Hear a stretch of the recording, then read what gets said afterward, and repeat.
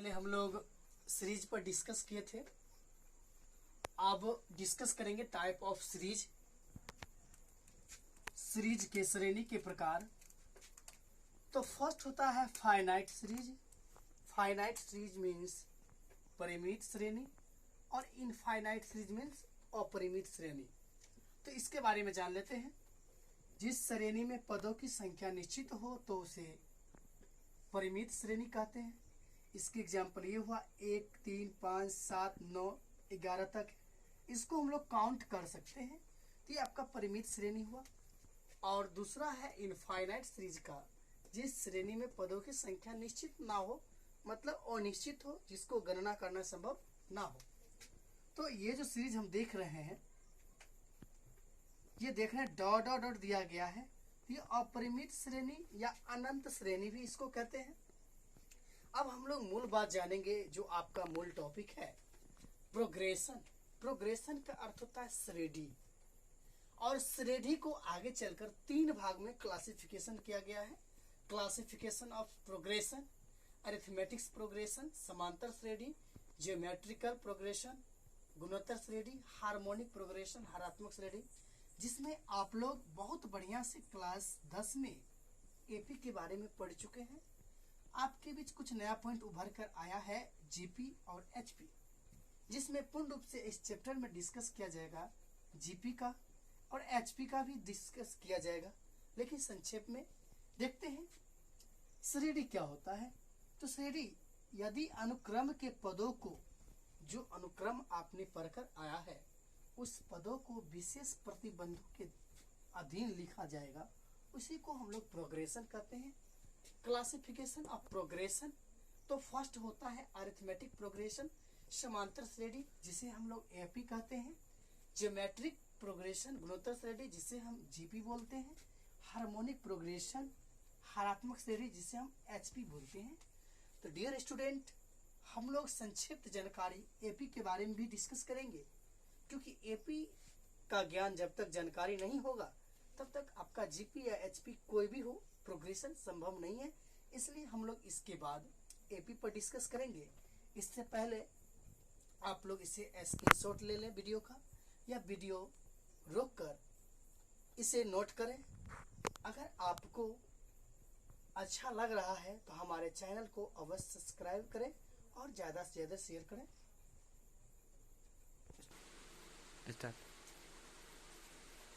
Dear student, अब हम discuss करने जा रहे हैं अरिथमेटिक प्रोग्रेशन, जिसे हम लोग समांतर श्रेणी बोलते हैं, और इसका संकेत होता है संक्षेप ए डॉट पी, मीन्स ए से अरिथमेटिक, पी से प्रोग्रेशन।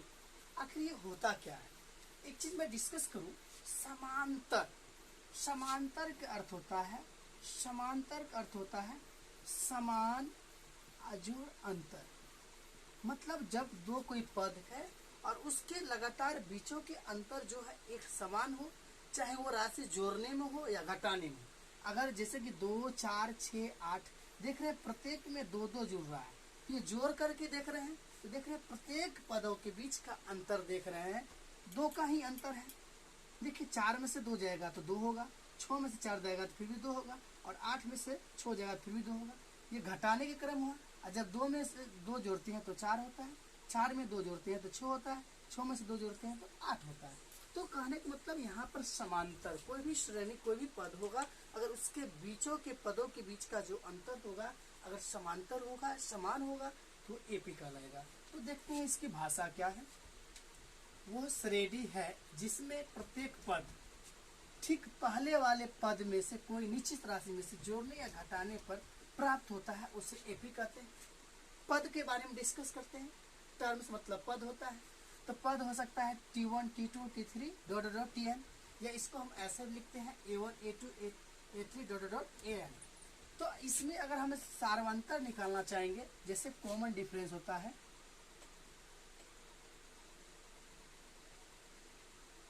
कॉमन डिफरेंस का मतलब होता है सार्व अंतर।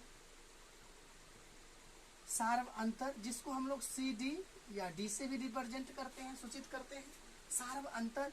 तो सार्व अंतर हम कैसे ज्ञात करेंगे? तो क्या करना है, ठीक बाद वाले पद में से पहले वाले पद को घटाना है। जैसे देख लेते हैं, अगर इससे चलेंगे, अगर फर्स्ट कंडीशन करेंगे तो T2 माइनस T1 होगा, सेकेंड कंडीशन में चलेंगे तो T3 माइनस T2 होगा, थर्ड में चलेंगे तो T4 माइनस T3 होगा। देख रहे हैं कि बाद वाले में से पहले वाले घट रहा है, या ऐसे कर सकते हैं A2 minus A1, A3 minus A2, A4 minus A3। देख रहे हैं जितने भी टर्म हो रहा है बाद वाले में से पहले वाले घट रहा है। इस प्रकार से हम लोग कॉमन डिफरेंस निकालते हैं, मतलब बाद वाले पद में से पहले वाले पद को घटाते हैं और देखते हैं लगातार ये प्रोसेस लागू रहता है। और जब घटाने के क्रम में देखते हैं उसके बीच के वैल्यू समान आ रहा है तो उसको हम लोग सार्वंतर करते हैं।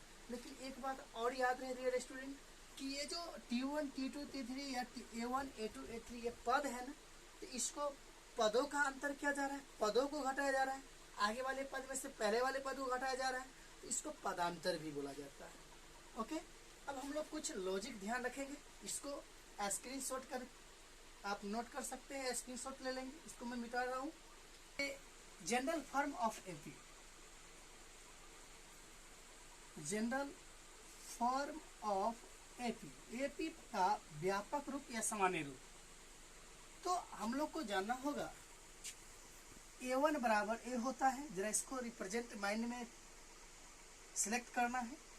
A2 बराबर A प्लस डी होता है, A3 बराबर A प्लस 2D होता है, A4 बराबर A प्लस 3D होता है, A5 बराबर A प्लस 4D होता है। अगर A 100 रहेगा तो A प्लस 99D होता है, अगर A 1000 रहेगा तो A प्लस 999D होता है। क्या सर आप तो सीधे लिख के जा रहे हैं, कैसे ये हुआ?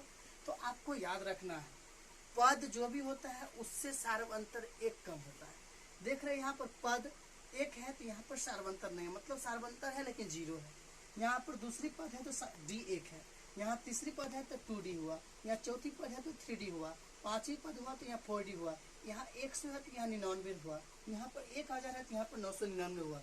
लेकिन कैसे हुआ इस पर भी हम लोग डिस्कस करते हैं। आप लोग पढ़ कर आए हैं एपी के एनवा पद वो होता है AN बराबर A plus N minus 1 into D होता है। तो यहाँ पर अगर हम A1 लेते हैं तो A1 का मतलब हुआ कि यहाँ N है तो N का काम 1 कर रहा है, तो A plus 1 minus 1 into D. तो A1 बराबर A प्लस 1 में से 1 गया 0 और 0 को D से गुना करेंगे तो क्या बचेगा D, मीन्स A1 बराबर A हो गया। इसी प्रकार से आप जांच कर लीजिए, आप A4 ही जांच कर लीजिए। A4 अगर करते हैं तो यहाँ पर AN से कंपेरिजन करते हैं तो N का वैल्यू 4 होता है, तो इस पर हम लोग पुट करेंगे A plus 4 minus 1 into D. यहाँ पर इसका रिजल्ट निकल के आता है A प्लस 4 में से 1 घट जाएगा 3 गुने डी 3D। तो देखिए आपका मिल रहा है कि जो टर्म है टर्म में से एक कम D हो जाता है, डिफरेंस हो जाता है। अगर मान लेते हैं अगर A आप 100 ले लेते हैं तो ये क्या होगा A प्लस N, तो ये N का काम कर रहा है तो 100 माइनस 1 इंटू डी, तो A प्लस 99D। तो ये जो आपका जो प्रोसेस है ये आपका जनरल फॉर्म ऑफ एपी का है। इसमें आप लोग एक और फार्मूला पढ़े होइएगा N पदों का योगफल का, ये सब नोट कीजिएगा, SN पदों का योग। तो N मतलब होता है पदों की संख्या और S मतलब होता है सम, इसलिए SN लिखा जाता है। SN बराबर आप लोग फार्मूला पढ़े होंगे N बटा 2 into 2A plus N minus 1 into D. उसके बाद एक और पढ़े होंगे SN बराबर यदि अंतिम और प्रथम पद दिया हो तो उस कंडीशन में तो N बटा 2 इंटू A प्लस N। तो A के मतलब होता है प्रथम पद और L के मतलब होता है अंतिम पद, मतलब लास्ट टर्म। या इसको हम ऐसे भी लिख सकते थे SN बराबर N बटा 2 इंटू A प्लस AN। तो AN यहाँ पर हम लिख दिए, तो AN को तो ही अंतिम पद बोलते हैं और A जो होता है प्रथम पद होता है। तो इस प्रकार से आपका हो गया जनरल फॉर्म ऑफ एपी। इस प्रकार से इसे याद रखना है। ये सब चीज़ आप 10वीं में पढ़कर आए हैं, इसको मैं संक्षेप में बिंदुसार किया हूँ, इसको मैं डिस्कस किया हूँ ताकि आपको किसी प्रकार की कोई समस्या ना हो, क्योंकि आपका जो मूल चैप्टर है यह जीपी है और जीपी पर डिस्कस करेंगे। इसे आप लोग स्क्रीनशॉट ले लेंगे और इसे रोक या वीडियो रोक करके इसे नोट कर लेंगे, क्योंकि ये बहुत ही इम्पोर्टेंट चीज़ है। क्योंकि एपी के बाद जीपी अगर है तो कहीं ना कहीं जीपी में एपी की आवश्यकता होती है।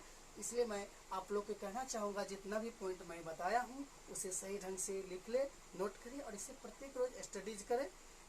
यदि आप लोगों को ये कंसेप्ट अगर अच्छा लगा हो तो मेरे चैनल को अवश्य सब्सक्राइब करेंगे, लाइक करेंगे, शेयर करेंगे और एकदम पूरा ग्रुप में फैला देंगे, कहीं से कोई दिक्कत नहीं है।